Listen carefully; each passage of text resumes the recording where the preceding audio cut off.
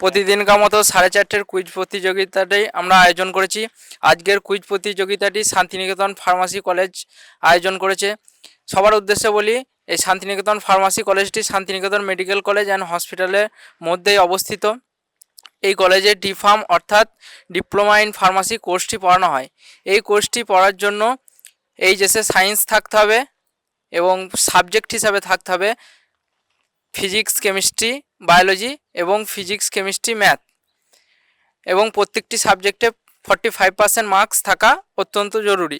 এবং কেউ যদি এই কোর্সটিতে পড়তে ইন্টারেস্টেড থাকেন তো সরাসরি কলেজে যোগাযোগ করতে পারেন। এছাড়াও শান্তিনিকেতন মেডিকেল কলেজ অ্যান্ড হসপিটালে বিভিন্ন রকম পরিষেবা দেওয়া হচ্ছে, আপনারা অতি সত্বর যোগাযোগ করুন। আজকের কুইজ প্রতিযোগিতার কোশ্চেন শুরু করছি। ভারতের বৃহত্তম ফার্মা কোম্পানি কোনটি? ভারতের বৃহত্তম ফার্মা কোম্পানি কোনটি? এগিয়ে এসো। সান ফার্মা। একদম সঠিক উত্তর। আমি স্যারকে ডেকে নিচ্ছি ওর হাতে পুরস্কারটি তুলে দেওয়ার জন্য।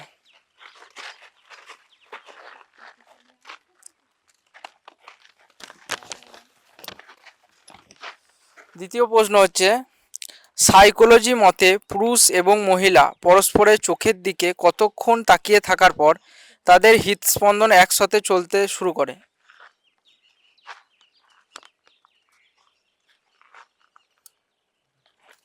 মনোজ এগিয়ে এসো। 3 মিনিট। একদম সঠিক উত্তর। আমি পুরস্কারটি তুলে দেওয়ার জন্য ম্যাডামকে ডাকছি।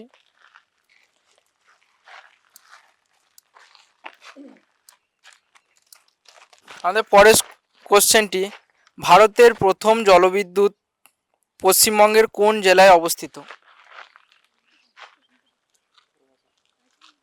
এগিয়ে এসো। দার্জিলিং। একদম সঠিক উত্তর। আমি সোমনাথ স্যারকে ডেকে নিয়েছি পুরস্কারটি তোলার জন্য।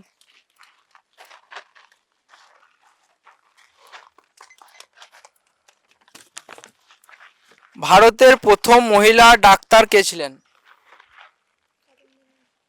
ভারতের প্রথম মহিলা ডাক্তার কে ছিলেন? এগিয়ে এসো। কাদম্বিনী গাঙ্গুলি। একদম সঠিক উত্তর। আমি অমিত স্যারকে ডেকে নিচ্ছি পুরস্কারটি তুলে দেওয়ার জন্য।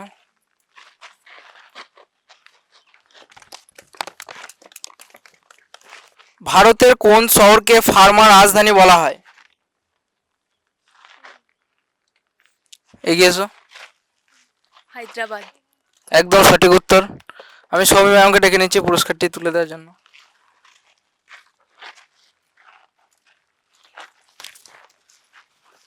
ভারতের সংবিধানে মূল কয়টি ধারা আছে? ভারতের সংবিধানে মূল কয়টি ধারা আছে? পূর্বাশাকে ডেকে নিচ্ছি। 395টি। একদম সঠিক উত্তর। আমি স্যারকে ডেকে নিচ্ছি পুরস্কারটি তুলে দেওয়ার জন্য।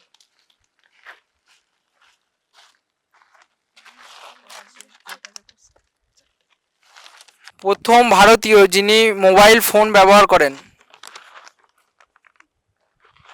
সঞ্জয়কে ডেকে নিচ্ছি। কমরেড জ্যোতি বসু। একদম সঠিক উত্তর। আমি সৌমি ম্যামকে ডেকে নিচ্ছি পুরস্কারটি তুলে দেওয়ার জন্য।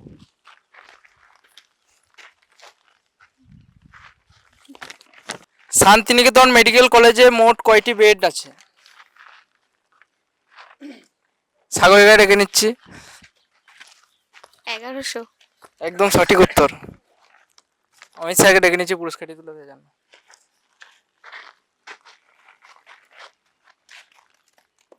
পরের প্রশ্ন, ভারতের বৃহত্তম বিমান সংস্থা কোনটি? ভারতের বৃহত্তম বিমান সংস্থা কোনটি? এগিয়ে এসো। ইন্ডিগো। একদম সঠিক উত্তর। আমি এই পুরস্কারটি তুলে দেওয়ার জন্য মৌলানা সাহেবকে ডাকছি।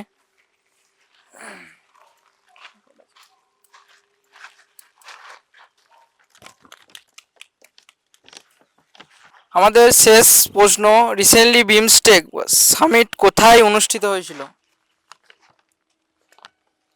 মনোজকে ডেকে নিচ্ছি। থাইল্যান্ড। একদম সঠিক উত্তর। আমি অমিত স্যারকে ডেকে নিচ্ছি পুরস্কারটি তুলে দেওয়ার জন্য।